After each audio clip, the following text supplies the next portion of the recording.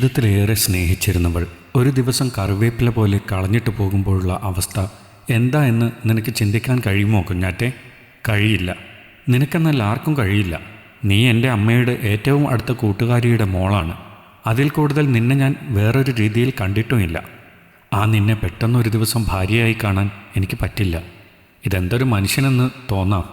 പക്ഷേ ഇഷ്ടമില്ലാതെ ഒരാളെ കഷ്ടപ്പെട്ട് ഇഷ്ടപ്പെടാൻ എനിക്ക് കഴിയില്ല. ഇന്നിവിടെ വന്നത് തന്നെ അമ്മയുടെ ഒരാളുടെ വാശിയാണ്. നീ എന്തെങ്കിലും പറഞ്ഞ് ഈ കല്യാണം മുടക്കണം. എനിക്കൊരിക്കലും നിന്നെ കല്യാണം കഴിക്കാനോ ഭാര്യ എന്ന സ്ഥാനത്ത് കാണാനോ കഴിയില്ല.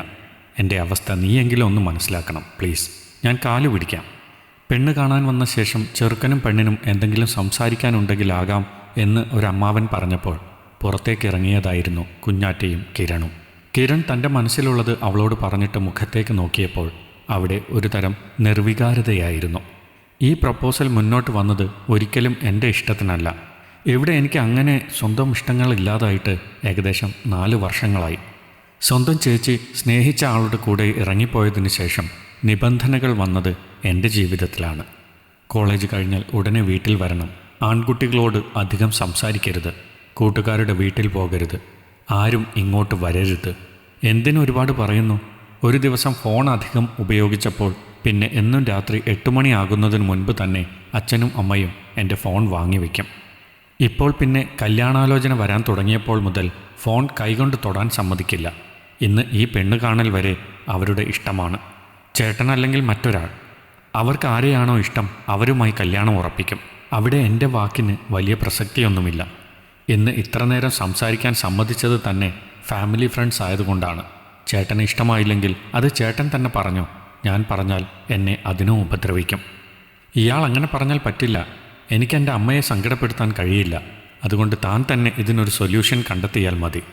അവൻ്റെ വാക്കു കേട്ടപ്പോൾ എന്തോ ആലോചിച്ചുറപ്പിച്ചെന്ന പോലെ അവൾ ചിരിച്ചുകൊണ്ട് തലയാട്ടി. സമാധാനത്തോടെ അവിടെ നിന്നും ഇറങ്ങിയ കിരണിൻ്റെ ഉള്ള സമാധാനം കൂടി പോകാൻ ആ രാത്രിയിലെ ഒരു ഫോൺ കോൾ മതിയായിരുന്നു. കല്യാണത്തിന് സമ്മതം എന്ന് കുഞ്ഞാറ്റയുടെ വീട്ടിൽ നിന്നും പറയാൻ വേണ്ടിയാ വിളിച്ചത്. എല്ലാം പറഞ്ഞു സമ്മതിച്ചവളുടെ ഇങ്ങനൊരു മുഖം ആലോചിക്കുമ്പോൾ ആകെ ഭ്രാന്ത് പിടിക്കുന്നത് പോലെ തോന്നി അവന്. അടുത്ത ദിവസം അവളെ കാത്ത് കോളേജിൻ്റെ മുന്നിൽ നിന്നപ്പോൾ കണ്ടു കൂട്ടുകാർ ആരുമില്ലാതെ ഒറ്റയ്ക്ക് നടന്നു വരുന്നവളെ. തലയിൽ ചെറിയൊരു കെട്ടുമുണ്ട്. കിരണിനെ കണ്ടപ്പോൾ പെണ്ണ് ചിരിച്ചുകൊണ്ട് അവൻ്റെ അടുത്തേക്ക് വന്നെങ്കിലും അവന് ദേഷ്യം കൺട്രോൾ ചെയ്യാൻ കഴിഞ്ഞില്ല. നിന്നോട് ഞാൻ പറഞ്ഞതല്ലേടി പുല്ലേ എനിക്ക് ഈ കല്യാണത്തിന് താല്പര്യമില്ലെന്ന്. എന്നിട്ട് പിന്നെ എന്ത് കാര്യത്തിനാ എൻ്റെ അച്ഛനെയും അമ്മയെയും വിളിച്ച് തമ്പുരാട്ടി കല്യാണത്തിന് സമ്മതമെന്ന് പറഞ്ഞത്? കുറച്ചെങ്കിലും നാണമുണ്ടോ? എല്ലാം ഞാൻ നിന്നോട് തുറന്നു പറഞ്ഞതല്ലേ. എന്നോടെല്ലാം പറഞ്ഞ ആൾ എന്തേ ഇതൊന്നും സ്വന്തം വീട്ടിൽ പറഞ്ഞില്ല? അമ്മ സങ്കടപ്പെടുന്നത് കാണാൻ വയ്യ അല്ലേ? അതുപോലെ തന്നെ ഒരച്ഛനും അമ്മയും എനിക്കുമുണ്ട്. അവരെ സങ്കടപ്പെടുത്താൻ എനിക്കും കഴിയില്ല. ഇയാൾക്ക് ഈ കല്യാണത്തിൽ നിന്ന് പിന്മാറണമെങ്കിൽ സ്വയം പറയുക വീട്ടുകാരോട്. ഞാനൊന്നും പറയില്ല. ഈ അഹങ്കാരത്തിനെല്ലാം നീ അനുഭവിക്കും, നോക്കിക്കോ. ഇപ്പോൾ അനുഭവിക്കുന്നതിൽ കൂടുതൽ ഇനി ഞാനൊന്നും അനുഭവിക്കാനില്ലല്ലോ. അതുകൊണ്ട് അങ്ങനെ പേടിപ്പിക്കാൻ വരണ്ട. അപ്പോൾ പിന്നെ ശരി ചേട്ടാ, ഞാൻ പോട്ടെ. വീട്ടിലെത്താൻ ലേറ്റായി. ഇന്ന് അത് മതി. ഇത്രമാത്രം പറഞ്ഞ് കുഞ്ഞാറ്റ ബസ്സിൽ കയറി പോയതും ഇനി അവളുടെ വീട്ടിൽ തന്നെ പോയി കാര്യം പറഞ്ഞ് മനസ്സിലാക്കാം എന്ന പോലെ ഒരു നിശ്ചിത അകലമിട്ട് അവനും ആ ബസ്സിൻ്റെ പുറകിൽ പോയി.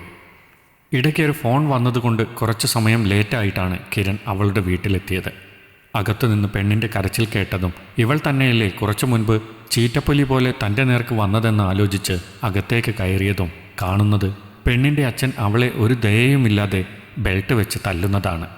അടിക്കല്ലേ അച്ഛ എന്ന് പറഞ്ഞ് കരയുന്നവളെ കണ്ടപ്പോൾ അവൻ ഒരു വേള അവൾ ആദ്യമായി തന്നോട് പറഞ്ഞ കാര്യങ്ങൾ ഓർത്തു. എന്നെ ഇങ്ങനെ അടിക്കല്ലേ അച്ഛ, വേദനിക്കുന്നു. കരഞ്ഞുകൊണ്ട് കുഞ്ഞാറ്റ പറഞ്ഞതും കിരണും വല്ലാതായി. നിന്നോട് ഞാൻ പറഞ്ഞിട്ടുള്ളതല്ലേ കോളേജ് കഴിഞ്ഞാൽ നേരെ വീട്ടിൽ വരണമെന്ന്. പിന്നെ നീ ആരെ കണ്ടാണ് കോളേജിൻ്റെ മുന്നിൽ സംസാരിച്ചു നിന്നത്? ചേച്ചിയെപ്പോലെ അനിയത്തിയും പോയാൽ പിന്നെ നീ ജീവനോടെ കാണില്ല. അത് ഓർമ്മ വേണം.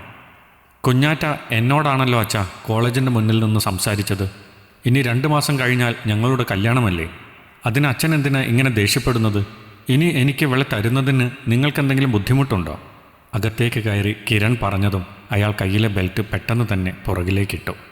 അത് പിന്നെ മോനെ, ഞാൻ കടയിലെ രമേശൻ. മറ്റുള്ളവർ പറയുന്നതല്ല അച്ഛാ കേൾക്കേണ്ടത്. സ്വന്തം മക്കളുടെ വാക്കാണ്. എന്നോട് പിണങ്ങിയാണ് കുഞ്ഞാറ്റ വന്നത്. അവളുടെ പിണക്കം മാറിയോ എന്നറിയാൻ വേണ്ടി ഞാൻ വെറുതെ കയറിയതാ. എങ്കിൽ പിന്നെ ഇറങ്ങട്ടെ, മറ്റൊരു ദിവസം വരാം. പിന്നീട് കുഞ്ഞാറ്റയെ ഉപദ്രവിക്കുന്നത് കുറഞ്ഞെങ്കിലും ചെറിയ തെറ്റിന് പോലും ശിക്ഷ കൊടുക്കാൻ അവർ ആരും മറന്നില്ല. കല്യാണം കഴിഞ്ഞ രാത്രിയിൽ അവൾക്ക് പുറമെല്ലാം വല്ലാത്ത വേദന തോന്നി. കിരണിന് താല്പര്യമില്ലാത്ത കല്യാണമാണെന്ന് തലേ ദിവസം അവൾ തൻ്റെ അച്ഛനോട് പറഞ്ഞു. അതിന് അവൾക്ക് അയാൾ കൊടുത്ത സമ്മാനമായിരുന്നു ആ അടി. റൂമിലേക്ക് വന്ന കിരൺ കാണുന്നത് വേദന കൊണ്ട് പുളയുന്ന കുഞ്ഞാറ്റയെയാണ്. എന്താ നിനക്ക്? എന്താ സുഖമില്ലേ?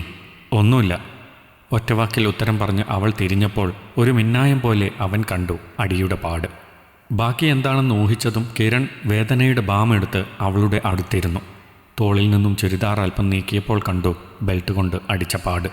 അവിടെ മരുന്നിട്ട് കൊടുത്തപ്പോൾ അവളുടെ കണ്ണ് വേദന കൊണ്ട് നിറഞ്ഞിരുന്നു. ഇതെന്ത് കാര്യത്തിനാ നിന്നെ അടിച്ചത്?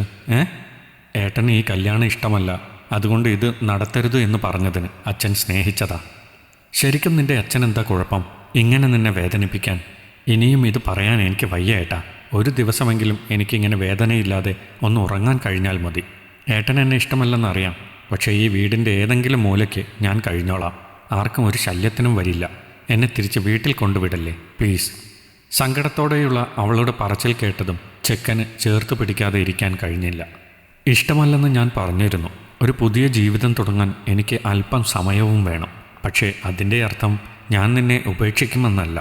അതിനുവേണ്ടിയല്ല എൻ്റെ താലി നിൻ്റെ കഴുത്തിൽ കിടക്കുന്നതും. ഇനി എന്തിനും കൂട്ട് ഞാനുണ്ട്. ഒരാളും എൻ്റെ പെണ്ണിനെ ഒന്നും ചെയ്യില്ല. അതിന് ഞാൻ സമ്മതിക്കില്ല. ഇനിയെങ്കിലും അവർ സന്തോഷത്തോടെ ജീവിക്കട്ടെ. ഈ കഥ നിങ്ങൾക്കിഷ്ടമായെങ്കിൽ ലൈക്ക് ചെയ്യൂ. നിങ്ങളുടെ അഭിപ്രായങ്ങൾ കമൻ്റായി രേഖപ്പെടുത്തൂ. കൂടുതൽ കഥകൾ കേൾക്കാൻ ഈ ചാനൽ സബ്സ്ക്രൈബ് ചെയ്യൂ.